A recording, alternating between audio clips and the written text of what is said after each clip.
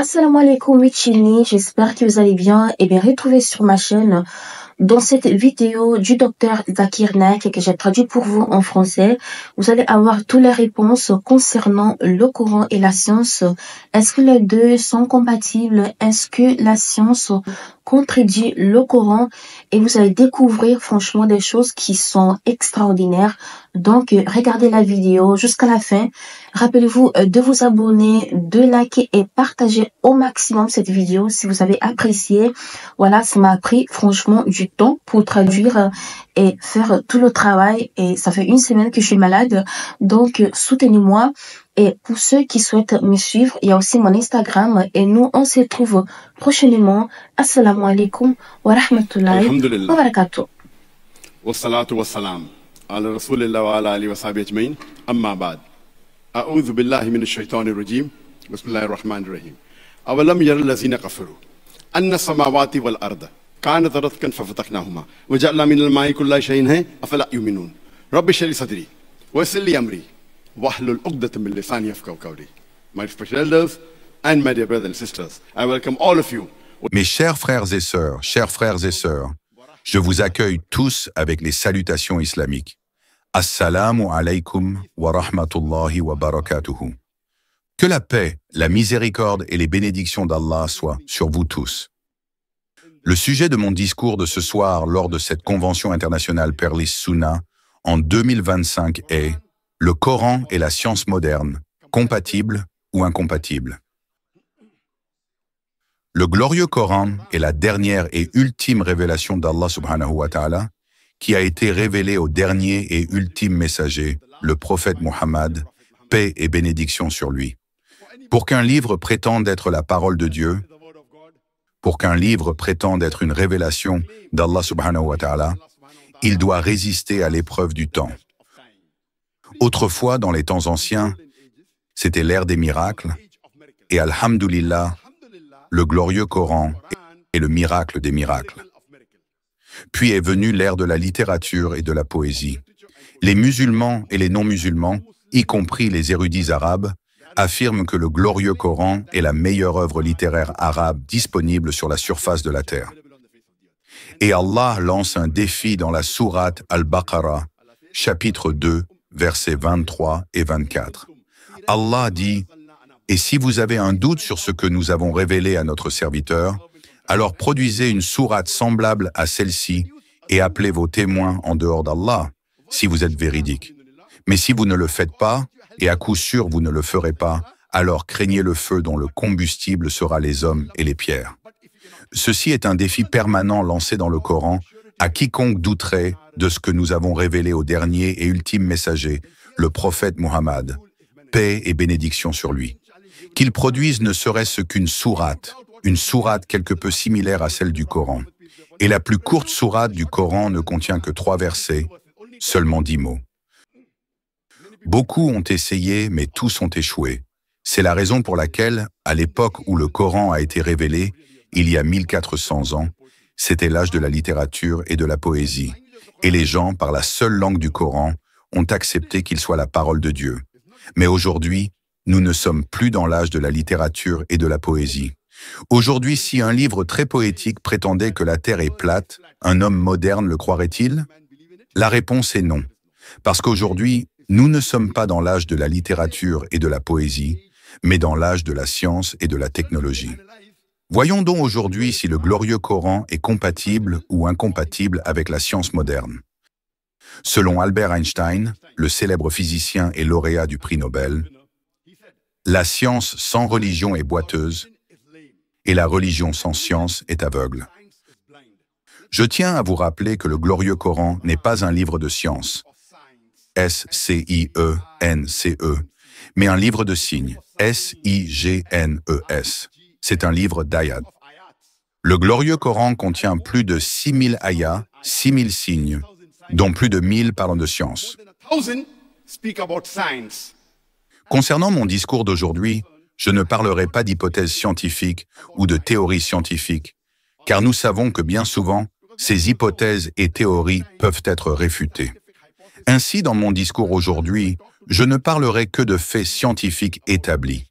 Tout mon discours ne traitera ni d'hypothèses scientifiques ni de théories, mais uniquement de faits scientifiques prouvés.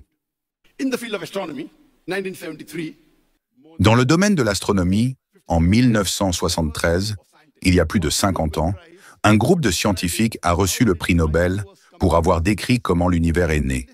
Ils ont déclaré qu'il existait initialement une nébuleuse primaire, puis qu'il y a eu une séparation secondaire, un Big Bang, qui a donné naissance aux galaxies, aux étoiles, au Soleil et à la Terre sur laquelle nous vivons. Ils ont appelé cela le Big Bang.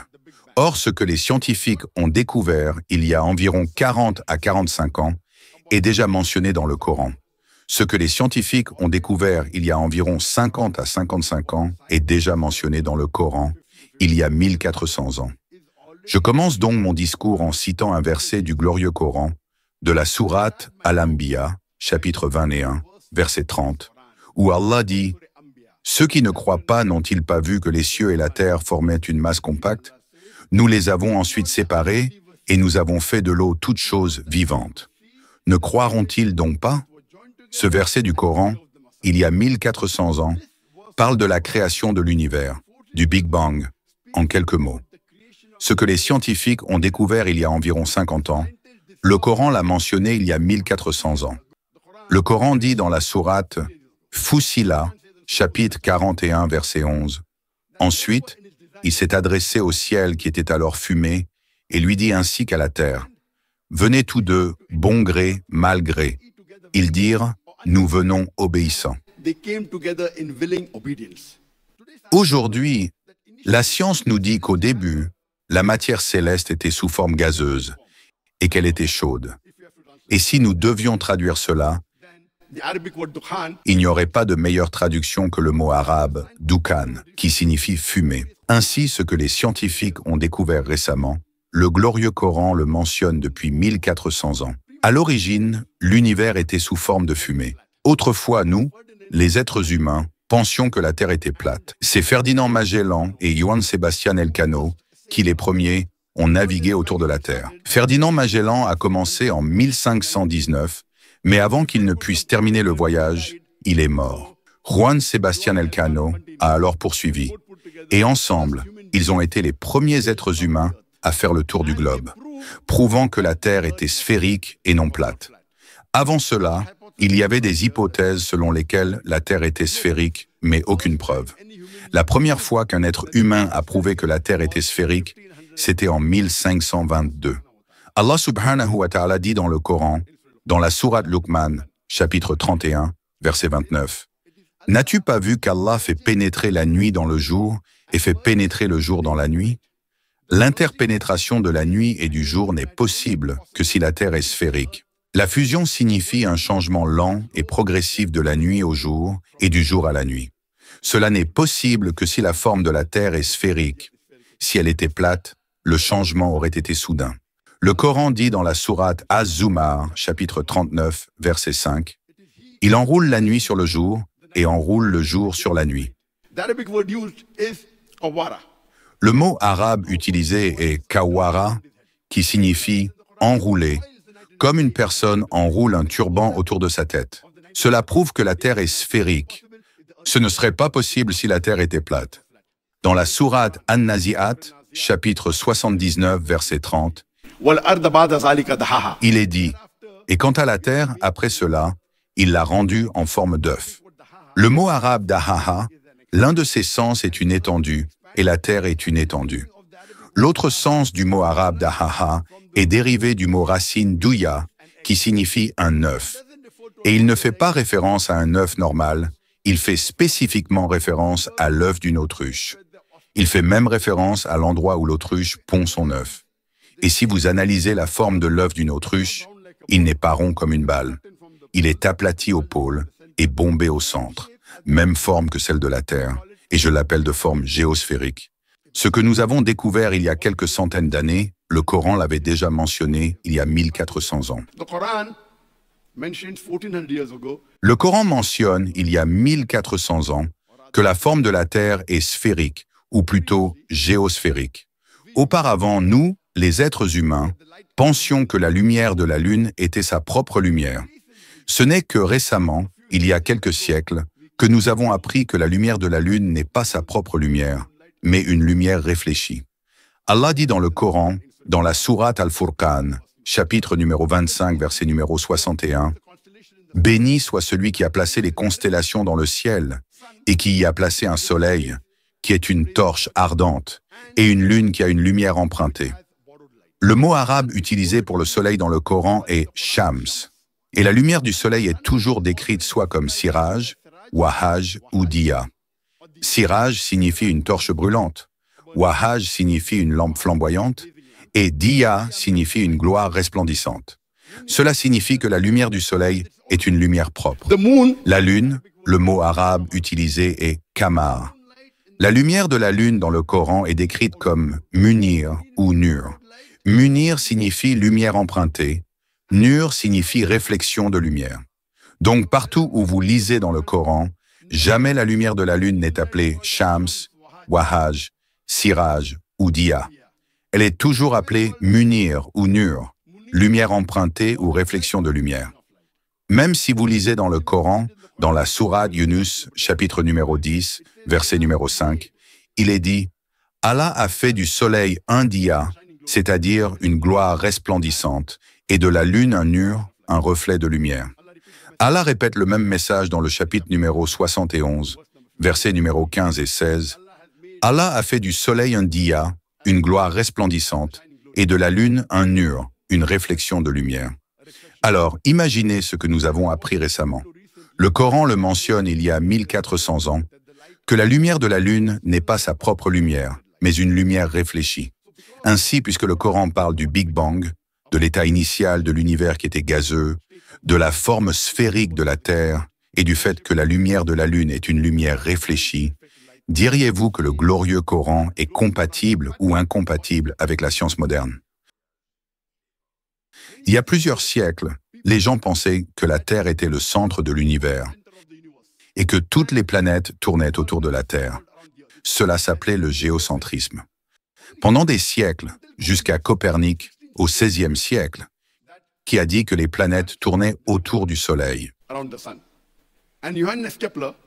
Et Johannes Kepler, dans son livre Astronomia Nova, en 1609, a dit que non seulement les planètes tournent, mais qu'elles tournent aussi sur leur propre axe. Donc, au XVIe siècle, nous avons appris que la Terre n'était pas le centre de l'univers. Et quand j'étais à l'école, j'ai obtenu mon diplôme de 10e année en 1981. Nous avions appris que les planètes et la Terre tournaient et tournaient sur elles-mêmes. Mais nous avions appris à l'école, en 1981, que le Soleil tournait, mais ne tournait pas sur son propre axe. Mais quand j'ai lu un verset du Coran, dans la sourate Al-Anbiya, chapitre numéro 21, verset numéro 33, il est dit « C'est Allah qui a créé la nuit et le jour, le Soleil et la Lune, chacun voyageant dans une orbite avec son propre mouvement. » Ici, le Coran dit que le Soleil et la Lune font yasbahoun. Yasbahoun est un mot arabe dérivé du mot sabaha, qui décrit le mouvement d'un corps en mouvement. Si je dis qu'une personne fait yasbah sur le sol, cela ne signifie pas qu'il roule, mais qu'il marche. Si je dis qu'une personne fait yasbah dans l'eau, cela ne signifie pas qu'elle flotte, mais qu'elle nage. Donc dans le Coran, lorsque le mot yasbah est utilisé pour un corps céleste, cela ne signifie pas que le corps vole, mais qu'il tourne sur son propre axe. Ainsi, le Coran dit que le Soleil et la Lune, en plus de tourner autour d'une orbite, tournent aussi sur eux-mêmes. Mais à l'école, à mon époque, on nous avait appris que le Soleil était immobile, bien que cela ait été découvert à cette époque. En 1981, il était connu que le Soleil, en plus de tourner, tournait sur lui-même, mais ce n'était pas encore intégré dans nos manuels scolaires. Maintenant, alhamdoulilah, si vous consultez les manuels scolaires d'aujourd'hui, il est mentionné que le Soleil tourne. Vous pouvez voir l'image du Soleil sur une table et vous savez que le Soleil a des taches noires. Et ces taches noires prennent environ 25 jours pour compléter une rotation, indiquant que le Soleil met 25 jours pour terminer une rotation. Imaginez ce que je ne savais pas à l'école. Le Coran dit que le Soleil et la Lune tournent et tournent sur eux-mêmes, ce que la science a découvert récemment. Le même message que le Soleil et la Lune tournent sur leur axe est mentionné dans la sourate Yassine, chapitre numéro 36, verset numéro 40. Le soleil et la lune tournent sur leur propre axe. Le Coran dit, dans la sourate Al-Anbiya, chapitre numéro 20 et 1, verset numéro 32, « Nous avons créé le ciel comme un toit protégé. Nous avons créé le ciel comme un toit protégé. Aujourd'hui, la science nous dit que l'atmosphère au-dessus de la Terre empêche les radiations nocives d'entrer sur la Terre. Et les ondes courtes, comme les rayons X et les rayons ultraviolets, qui, si elles atteignent la Terre, empêcheraient la vie d'exister. Elles sont bloquées. Elles agissent comme un toit protecteur, nous dit la science. Ainsi, le Coran dit, il y a 1400 ans, dans la sourate Al-Anbiya, chapitre numéro 20 et 1, verset numéro 32, nous avons fait du ciel un toit protégé. Un toit protégé. Il est mentionné dans la sourate Yasin, chapitre numéro 36, verset numéro 38, que le soleil suit son cours pour un temps déterminé, vers un lieu déterminé. Aujourd'hui, la science nous dit que la lumière du soleil est due à une réaction chimique qui a lieu depuis des milliards d'années, et qu'un jour, cette réaction chimique s'arrêtera, et que le soleil cessera d'exister, et donc, la vie sur Terre cessera d'exister. Mais les scientifiques disent que cela prendra encore des milliards d'années. Et aujourd'hui, la science nous dit que وَالشَّمْسَ تَجْرِي لِمُسْتَقَرٍ لَهَا et le soleil court vers un lieu de stabilité déterminé. Et la science nous dit aujourd'hui que le soleil se déplace vers un point connu sous le nom de Solar Apex, avec le système solaire dans l'Hercule, connu sous le nom d'Alpha Lyra, à la vitesse de 12 miles par seconde, cela signifie qu'il se dirige vers un endroit déterminé. Mustaqar. Le Coran dit que le soleil se déplace vers un lieu déterminé pour une période déterminée. Quand j'étais à l'école, j'avais appris qu'il y avait 3 états de la matière, solide, liquide et gaz.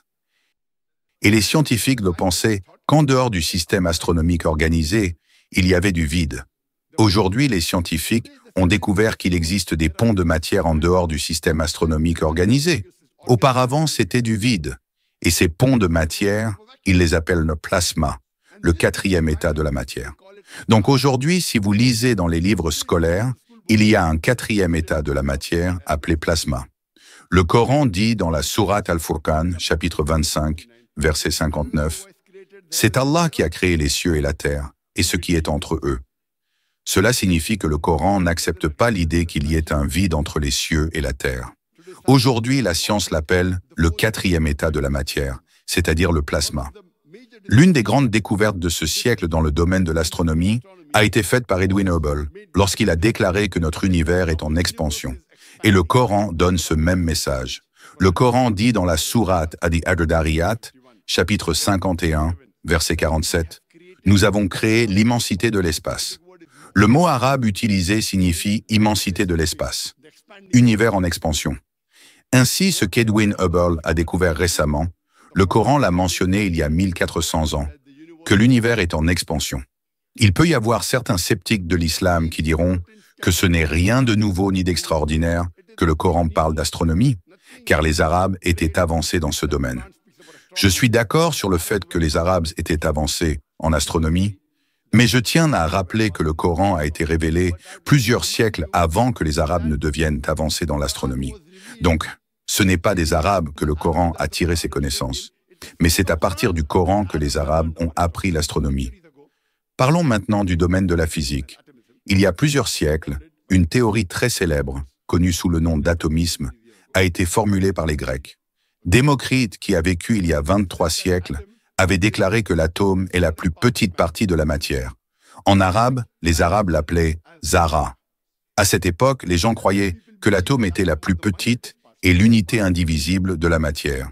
Et ce mot « zara », dont parlent les Arabes, est également mentionné dans le Coran.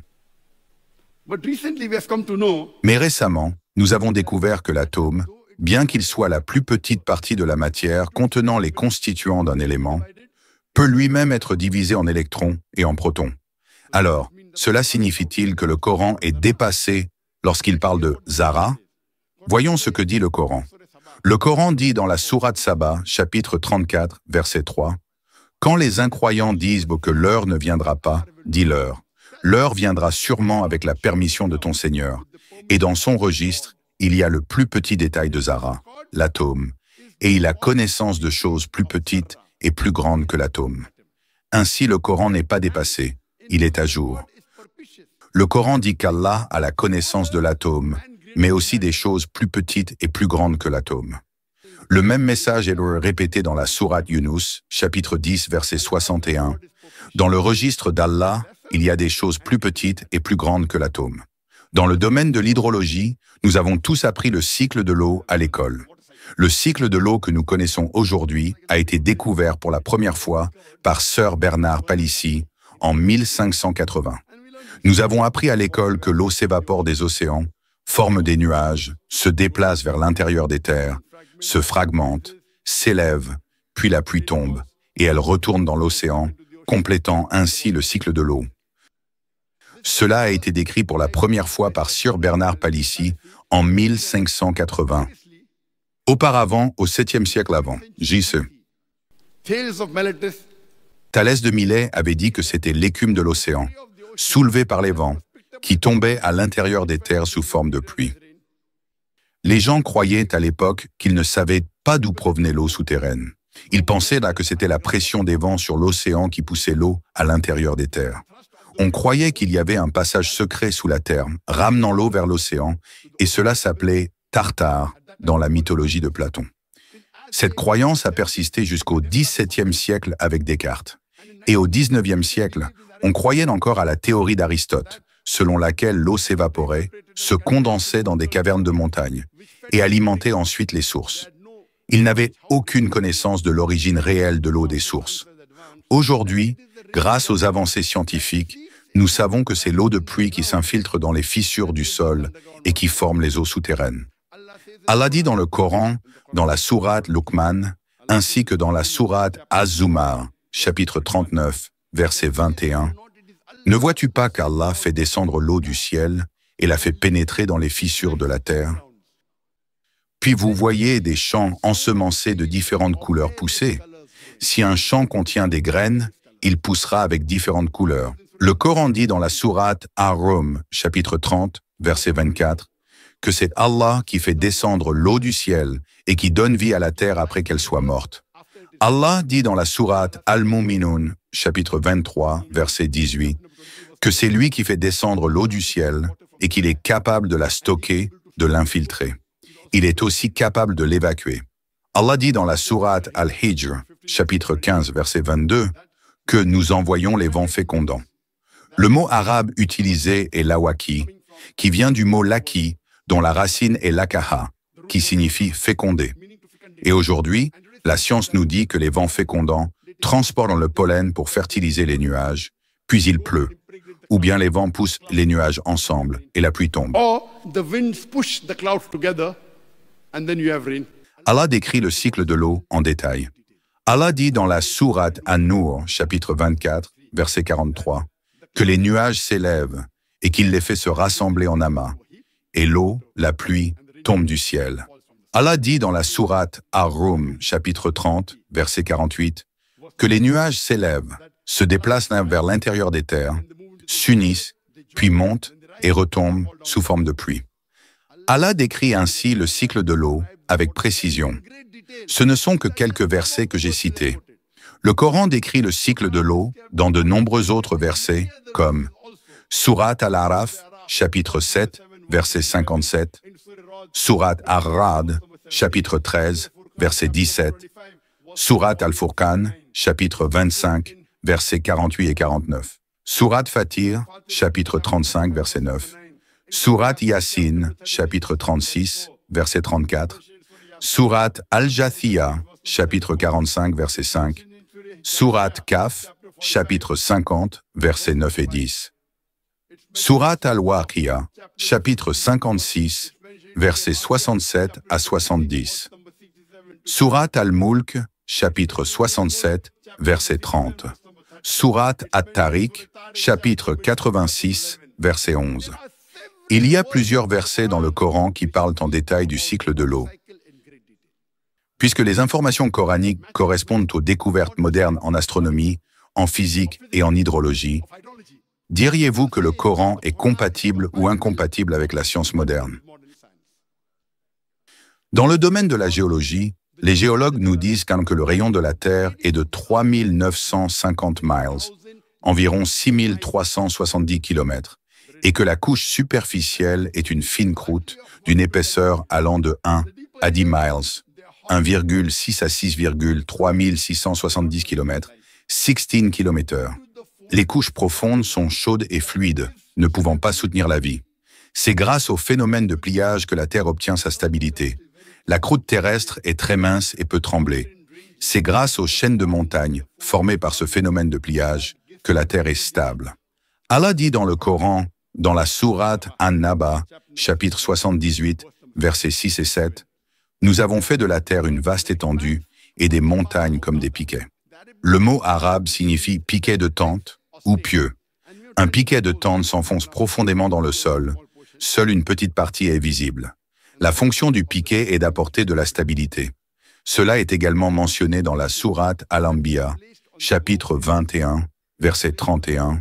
« Nous avons placé sur la terre des montagnes fermement établies, afin qu'elles ne tremblent pas avec vous. » Cela est encore répété dans la sourate An-Nazia, chapitre 79, verset 32, ainsi que dans la sourate Al-Ghashiyya, chapitre 88, verset 19. Il existe un livre intitulé « Earth », la Terre, qui est une référence majeure enseignée dans de nombreuses universités du monde dans le domaine de la géologie.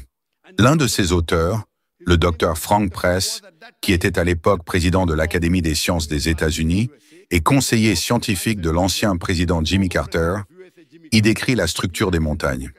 Il dessine dans ce livre un diagramme des montagnes et montre qu'elles possèdent des racines profondes en forme de coin.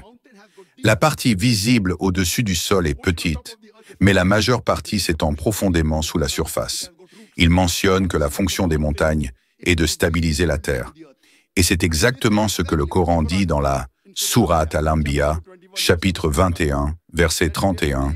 « Nous avons placé sur la terre des montagnes fermement établies, afin qu'elles ne tremblent pas avec vous. » Cela est encore répété dans la Sourate An-Nahl, chapitre 16, verset 15. « Et nous avons placé des montagnes fermes sur la terre afin qu'elles ne tremblent pas avec eux. » Dans le domaine de l'océanographie, océanologie, l'étude des océans, Allah, exalté soit-il, dit dans le Coran, dans la sourate Al-Furqan, chapitre 25, verset 53, « C'est lui qui a laissé libres les deux grandes masses d'eau, l'une douce et agréable, l'autre salée et amère, et il a établi entre elles une barrière infranchissable.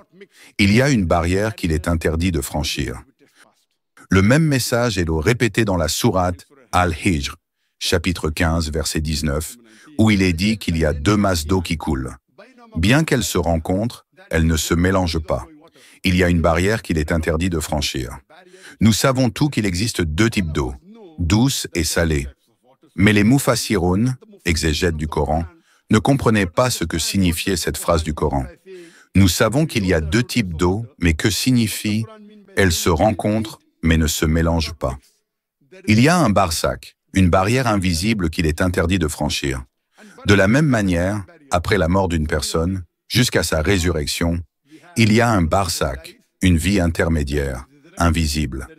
Ici, le mot utilisé est barsakh.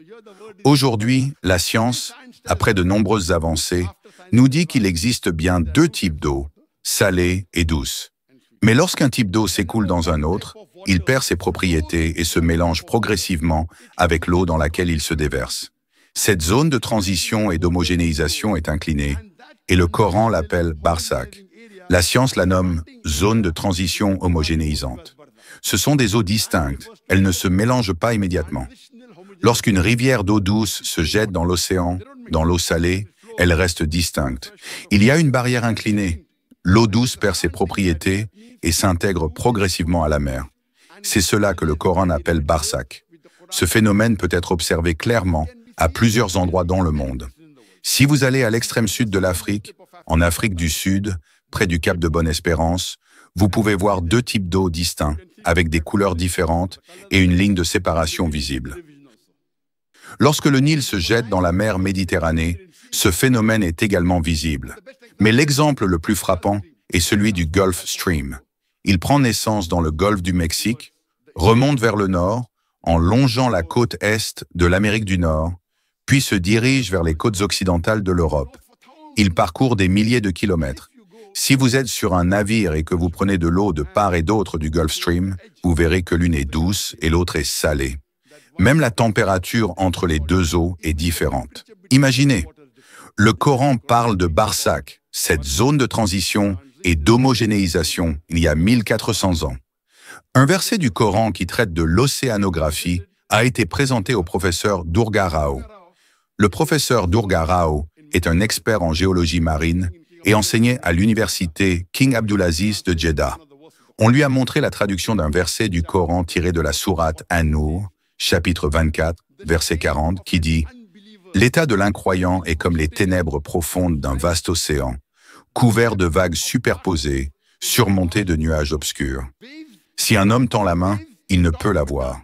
Celui à qui Allah ne donne pas de lumière, aucune lumière ne l'atteindra. » Lorsque ce verset a été présenté au professeur Durga Rao de Suryanour, chapitre numéro 24, verset numéro 40, qui dit que l'état d'esprit d'un incroyant est comme les profondeurs des ténèbres dans un vaste océan profond, des vagues surmontées de nuages sombres, des vagues sur des vagues. Si un homme tend la main, il ne peut pas voir. Pour celui à qui Allah ne donne pas de lumière, la lumière ne l'atteint pas. Il a dit que cela ne fait pas référence à une mer normale. Cela fait spécifiquement référence à un vaste océan profond. Et nous, les êtres humains, ne savions pas que les profondeurs de l'océan étaient sombres jusqu'à la découverte du sous-marin en 1900. Avant cela, nous ne savions pas que les profondeurs de l'océan étaient d'eau sombre, car un homme ne peut pas plonger à plus de 25 ou 30 mètres sans aide. Et s'il descend à 200 mètres de profondeur, il mourra sans assistance. Ce n'est donc que lorsque les sous-marins ont été découverts que nous l'avons appris. Et le professeur Durga Rao dit que l'obscurité dans l'océan est due à diverses causes. Premièrement, lorsque la lumière du soleil, avant d'atteindre la Terre, traverse parfois des nuages qui absorbent la lumière. Donc sous les nuages, il y a de l'obscurité. Le Coran dit que les vagues s'empilent sur l'obscurité. Ensuite, ces vagues, qui ne sont pas obstruées par les nuages, atteignent l'océan. Les vagues à la surface de l'océan réfléchissent une partie de la lumière. Et on remarque que les vagues brillent. Il y a donc de l'obscurité sous l'eau. C'est la deuxième raison. La troisième raison de l'obscurité est que lorsque la lumière pénètre dans l'eau, elle est absorbée progressivement. À l'école, nous avons appris que la lumière est composée de 7 couleurs. Vibgyor, violet, indigo, bleu, vert, jaune, orange et rouge. Oui ou non? Mashallah. All of them have passed school. Good. Mashallah. Tout le monde est passé par l'école. Bien. Vibgyor. Ainsi, le professeur Durga Rao dit que dans les premiers 10 à 15 mètres, la couleur rouge est absorbée. Donc, si une personne meurt sous 30 mètres et commence à saigner, elle ne peut pas voir la couleur rouge de son sang, car la lumière rouge ne l'atteint pas. Et je me souviens, quand je suis allé dans un sous-marin, j'avais pris un Kit Kat, son emballage rouge, pour voir ce qui se passait. Et en descendant, on pouvait voir que la couleur rouge changeait, puis on ne pouvait plus voir la couleur rouge. Et quand on fait de la plongée sous-marine aussi, en descendant. Donc pratiquement, j'ai expérimenté cela plusieurs fois en faisant de la plongée sous-marine et en allant dans un sous-marin. Puis de 30 à 50 mètres, la couleur orange est absorbée. Ensuite, de 50 à 100 mètres, la couleur jaune est absorbée. De 100 à 200 mètres, la couleur verte est absorbée. Et au-delà de 200 mètres, la couleur bleue est absorbée, ainsi que l'indigo et le violet. Vibgyor. Cela signifie donc que l'obscurité est en couche. Ainsi, immédiatement sous l'eau, il y a de l'obscurité parce que la lumière du soleil est absorbée soit par les nuages, soit par la réflexion des vagues. Ensuite, si vous descendez en dessous de 30 mètres, cela devient encore plus sombre car la couleur rouge n'est plus visible. Puis en dessous de 50 mètres, encore plus sombre, la couleur orange disparaît. Orange et rouge ne sont plus visibles. En dessous de 100 mètres, le rouge, l'orange et le jaune ne sont plus visibles non plus. En dessous de 200 mètres, le vert n'est plus visible et plus on descend, plus rien n'est visible. Tout est sombre. C'est ce qu'on appelle la partie sombre de la mer. Ce dont parle le Coran, ce n'est pas la surface. Et Durga Rao dit qu'à notre époque, toute la mer est divisée en deux parties, la partie superficielle et la partie sombre. Jusqu'à ce que la lumière soit absorbée, on l'appelle la partie superficielle de la mer. Lorsque toute la lumière est absorbée, cela devient une obscurité totale. C'est ce qu'on appelle la partie profonde de la mer. Et entre les deux, il y a des vagues internes. Combien de personnes ici savaient qu'il y avait des vagues même à l'intérieur? Nous connaissons les vagues externes. Combien de personnes savaient qu'il y avait des vagues internes? Combien de personnes? 2, 3, 4, 5. Aujourd'hui, la science nous dit qu'il existe des vagues internes. Ces vagues internes divisent la partie superficielle de la mer ou de l'océan, qui est chaude et éclairée, et la partie profonde de la mer, qui est sombre et froide. Donc, si nous reprenons encore une fois le verset du Coran, Allah dit que l'état de l'incroyant est comme les profondeurs des ténèbres, pas une obscurité superficielle, mais la partie profonde de l'obscurité. Des vagues surmontées de vagues, des vagues internes surmontées de vagues superficielles, surmontées de nuages sombres, couche après couche. Si un homme tend la main, il ne peut pas voir. Pour celui à qui Allah ne donne pas de lumière, la lumière ne l'atteint pas. Imaginez, Allah parle de l'état d'esprit de l'incroyant, de l'esprit du kafir. Et le professeur Durga Rao dit qu'il est impossible que cela ait pu être connu il y a 1400 ans. Il reconnaît que ce livre doit être une révélation divine. Dans le domaine de la biologie, le Coran dit dans la sourate Al-Anbiya, chapitre 21, verset 30, « Nous avons créé tout être vivant à partir de l'eau. Ne croirez-vous donc pas? Qui aurait cru, dans les déserts d'Arabie, il y a 1400 ans, que le Coran disait que tout est fait d'eau? Qui l'aurait cru? Aujourd'hui, la science nous dit que toute créature vivante est composée de cellules. Le composant de base d'une cellule est le cytoplasme, qui contient 80% d'eau. Toutes les créatures vivantes du monde sont constituées de 50 à 90% d'eau et elles survivent grâce à l'eau. Ainsi, le Coran mentionnait déjà, il y a 1400 ans, que nous avons créé tout être vivant à partir de l'eau. Allah dit dans la sourate An-Nur, chapitre 24, verset 45, « Nous avons créé tout animal à partir de l'eau. » Allah dit dans la sourate Al-Furqan, chapitre 25, verset 54, « Nous avons créé chaque être humain à partir de l'eau. » Dans le domaine de la biologie, auparavant, nous ne savions pas que même les plantes avaient un sexe, mâle et femelle. Allah dit dans le Coran, dans la sourate Taha, chapitre 20, verset 53, « C'est Allah qui envoie l'eau du ciel, et, avec elle, il fait pousser des plantes de diverses couleurs.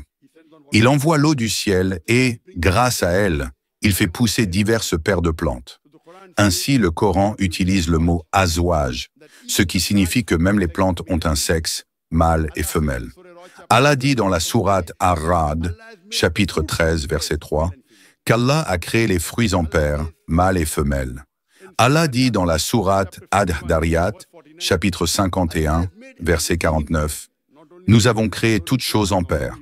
Non seulement les animaux, non seulement les plantes, non seulement les êtres humains, mais même des éléments comme l'électricité ont un aspect mâle et femelle, protons et électrons. » Allah dit dans la sourate Yassine, chapitre 36, verset 36, « Nous avons créé toutes choses en paires, ce que vous savez et ce que vous ne savez pas. » Cela signifie qu'Allah dit que non seulement il a créé les êtres vivants en paires, mais qu'il a créé toutes choses en paires, celles que vous connaissez et celles que vous ne connaissez pas.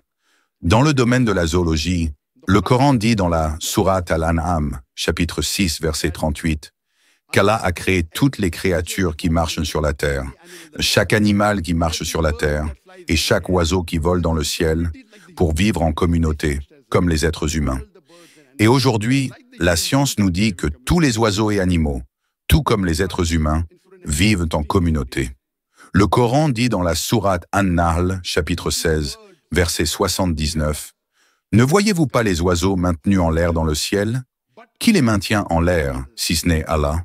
Ce sont là des signes pour les croyants. » Allah répète le message dans la sourate Al-Mulk, chapitre 67, verset 19. « Ne regardez-vous pas les oiseaux en plein ciel? Ils déploient et replient leurs ailes.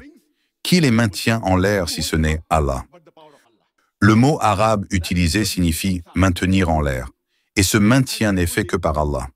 Et dans son livre « Flight and Fragility », il est écrit comment les oiseaux volent pendant des jours, des semaines, voire des mois. Il donne l'exemple de l'oiseau mutton bird, qui parcourt 15 000 kilomètres en un voyage de 6 mois et revient exactement au même endroit avec un retard de pas plus d'une semaine. Imaginez un vol de 6 mois. Comment un jeune oiseau sans expérience peut-il réussir cela? Sont-ils programmés? Le professeur Hamburger dit que ce n'est pas possible, sauf si le code génétique est programmé. Et qui est le programmeur? Allah subhanahu wa ta'ala. Personne ne peut les maintenir en l'air si ce n'est Allah subhanahu wa ta'ala. Il est mentionné dans la sourate An-Nahl, chapitre 16, versets 60 et 69, qu'Allah a enseigné aux abeilles à construire leurs cellules dans les collines, les arbres et les habitations humaines, et qu'elles doivent suivre le chemin spacieux de leur Seigneur avec une grande habileté. Que signifie suivre le chemin spacieux de leur Seigneur avec une grande habileté? Von Fresh a reçu un prix Nobel en 1973 pour avoir décrit comment les abeilles communiquent entre elles le chemin vers un nouveau jardin ou une nouvelle fleur qu'elles ont découvert. Ainsi, lorsqu'elles veulent récupérer du nectar, une abeille indique à une autre l'emplacement exact et la carte du jardin ou de la fleur grâce à un mouvement du corps appelé la danse des abeilles. Allah a mentionné cela il y a 1400 ans. De plus, l'abeille ouvrière était auparavant considérée comme un mâle. C'est pourquoi Shakespeare, dans Henri V, a écrit que les soldats rapportent des informations au roi. Or, la science moderne nous dit que l'abeille ouvrière est en réalité une femelle et qu'elle ne rapporte pas au roi, mais à la reine. Le Coran utilise le genre féminin dans la sourate An-Nahl, chapitre 16, verset 69. Imaginez, même le genre de l'abeille ouvrière est mentionné dans le Coran il y a 1400 ans, alors que nous ne le savions pas à cette époque. Le Coran dit dans la sourate Al-Ankabut, chapitre 29, verset 41, que ceux qui prennent d'autres protecteurs qu'Allah construisent pour eux-mêmes des maisons comme celle de l'araignée. Et en vérité, la maison de l'araignée est fragile. Ainsi, le Coran dit que si vous adorez quelqu'un d'autre qu'Allah, vous vous construisez une maison semblable à celle de l'araignée, fragile et instable. De plus, aujourd'hui, la science nous apprend que les relations entre araignées sont elles aussi fragiles. Souvent, la femelle araignée tue le mâle après l'accouplement, et on l'appelle veuve noire. Le Coran dit dans la sourate An-Naml, chapitre 27, versets 17 et 18, que lorsque Salomon et son armée, composée de djinns, d'hommes et d'oiseaux, marchaient, ils approchèrent d'une vallée de fourmis. Là, une fourmi dit aux autres, « Ô fourmis, rentrez dans vos demeures, de peur que Salomon et son armée ne vous écrasent sous leurs pieds sans s'en rendre compte. » Les gens pourraient penser que le Coran est un livre de contes de fées en lisant cela. Des fourmis qui parlent entre elles.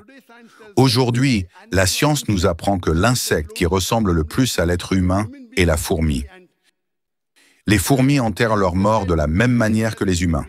Elles ont un système de travail sophistiqué avec des managers, des superviseurs, des contremaîtres et des ouvrières. Elles se rencontrent souvent pour échanger. Elles ont des marchés où elles échangent de la nourriture et d'autres ressources, tout comme nous avons des souks ou des marchés. Si les grains qu'elles stockent commencent à germer, elles coupent les racines, comme si elles savaient que la germination entraînerait la pourriture du grain.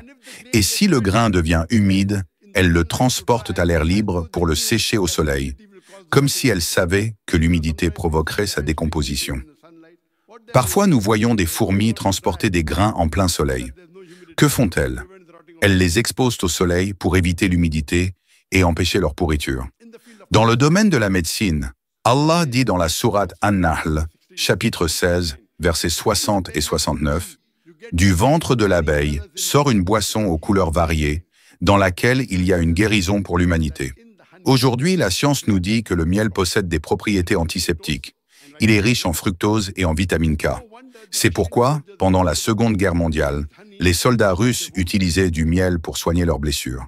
Grâce à ses propriétés antiseptiques et à sa densité, les germes, bactéries et champignons ne pouvaient pas se développer sur la plaie, ce qui favorisait une guérison rapide avec peu de cicatrices. Dans le domaine de la physiologie, 600 ans après la révélation du Coran, Ibn Nafis a décrit la circulation sanguine à l'humanité. Et 1000 ans après la révélation du Coran, soit 400 ans après Ibn Nafis, William Harvey a fait connaître cette découverte au monde. Nous avons appris à l'école que William Harvey a découvert la circulation sanguine, mais nous n'avons pas appris qu'Ibn Nafis fut le premier à le faire. Le Coran résume le processus en disant « La nourriture que nous mangeons va dans l'estomac. De l'estomac, elle passe dans l'intestin.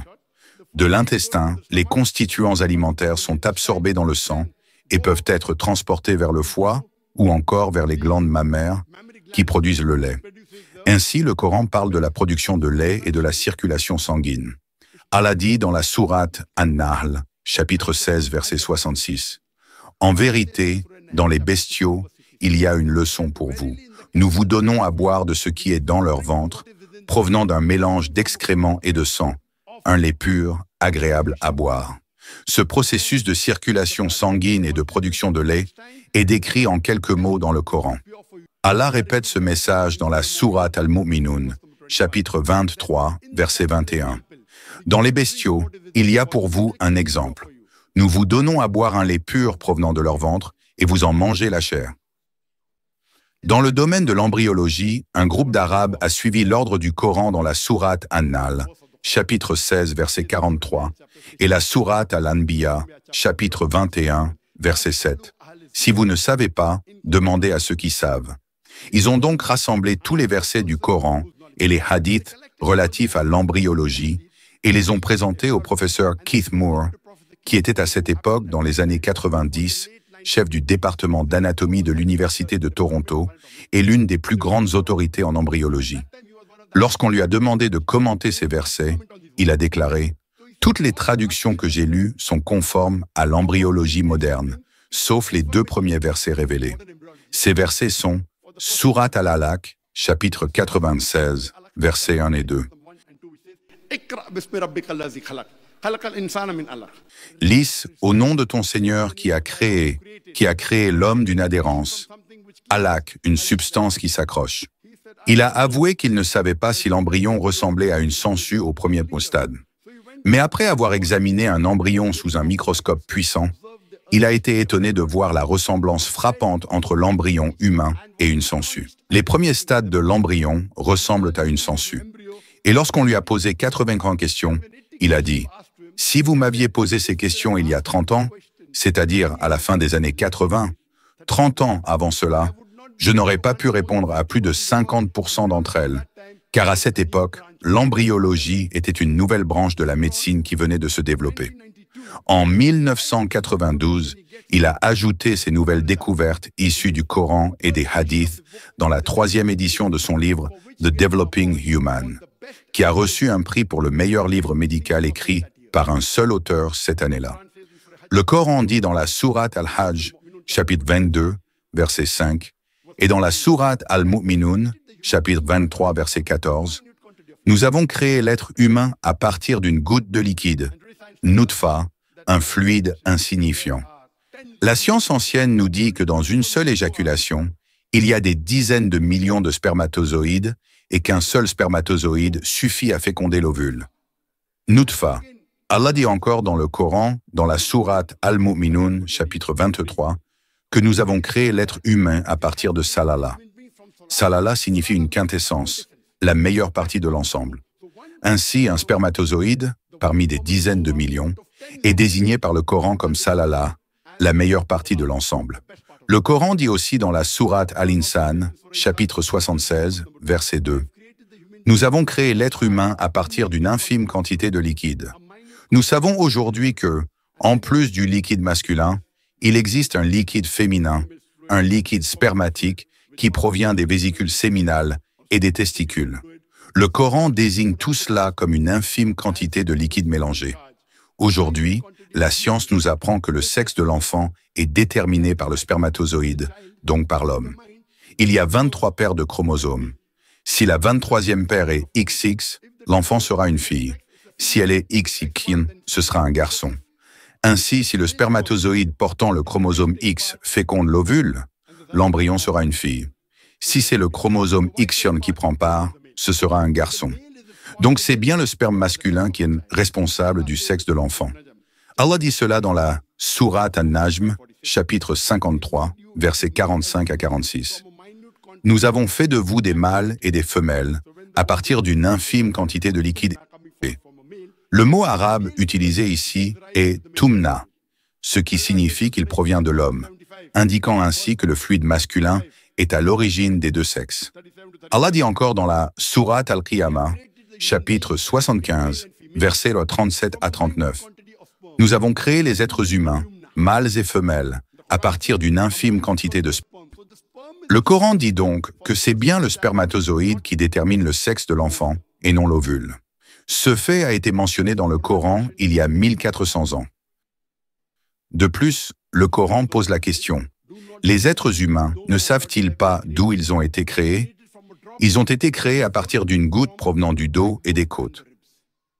Aujourd'hui, la science nous dit que les organes génitaux masculins, les testicules, et féminins, les ovaires, se développent au stade embryonnaire dans la région située près des reins, entre la colonne vertébrale et les 11e et 12e côtes.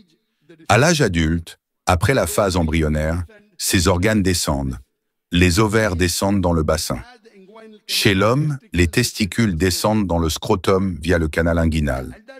Même après cette descente, les testicules continuent à recevoir leur approvisionnement nerveux, sanguin et lymphatique depuis cette même région située entre la colonne vertébrale et les côtes. Imaginez, le Coran décrit tout cela en détail. Le Coran dit encore dans la Sourate Az-Zumar, chapitre 39, verset 6, « Nous avons créé l'être humain dans le ventre de sa mère à travers 3 ténèbres successives. » Le professeur Keith Moore explique que ces 3 ténèbres désignent 1. La paroi abdominale antérieure 2, la paroi utérine 3, la membrane amniochoriale.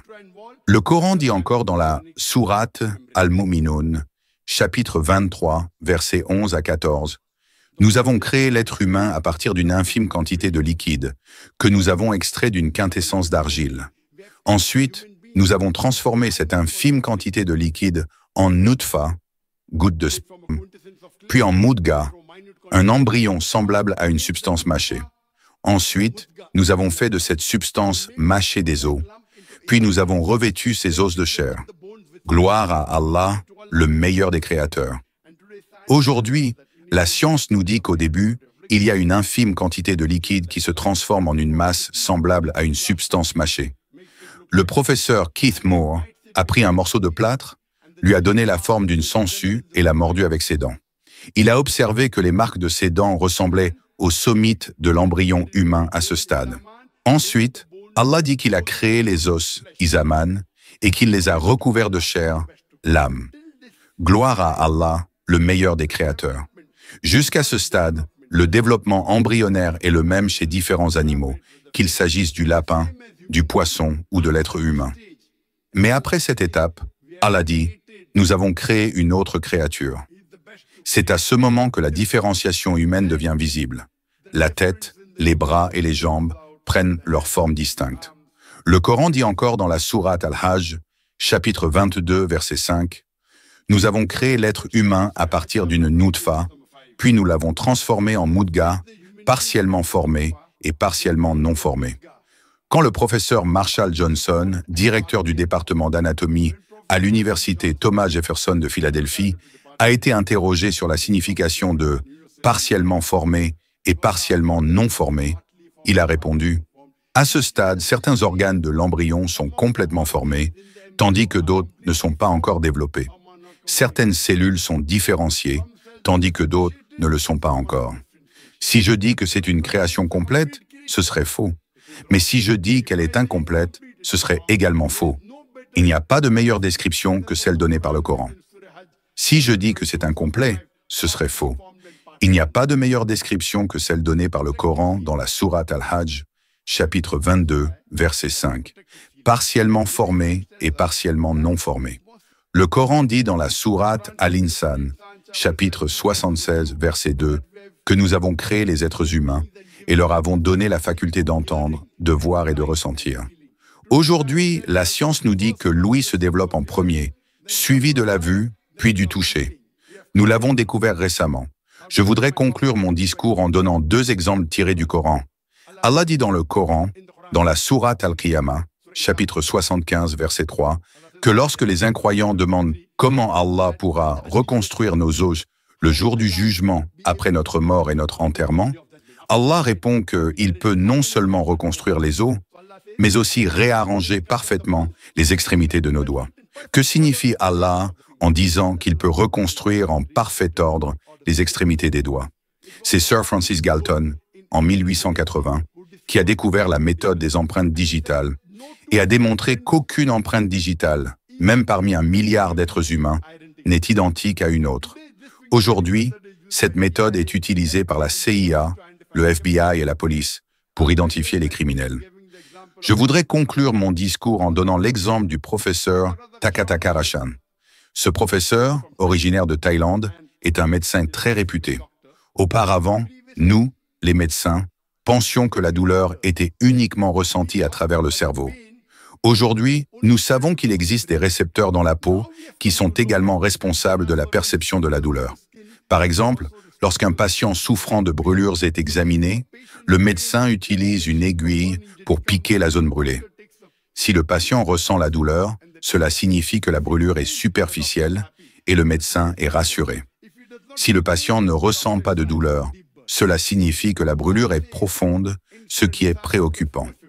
Le Coran dit dans la sourate An-Nisa, chapitre 4, verset 56, « Quant à ceux qui rejettent nos signes, nous les jetterons dans le feu de l'enfer.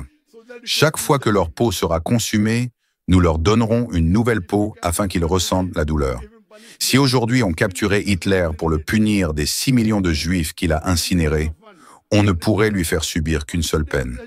Mais au jour du jugement, si Allah le veut, il pourra le brûler 6 millions ou même 12 millions de fois. Chaque fois que leur peau sera consumée, nous leur donnerons une nouvelle peau afin qu'ils ressentent la douleur. Cela indique qu'il y a quelque chose dans la peau, connu aujourd'hui sous le nom de récepteur de la douleur. Lorsque le professeur Takataka Rashan a lu la traduction de ce verset, il a été tellement impressionné qu'il a prononcé la shahada lors de la 8e conférence médicale islamique de Riyad. La ilaha illallah Muhammadur Rasulullah wa akhiru dawana alhamdulillahi rabbil alamin.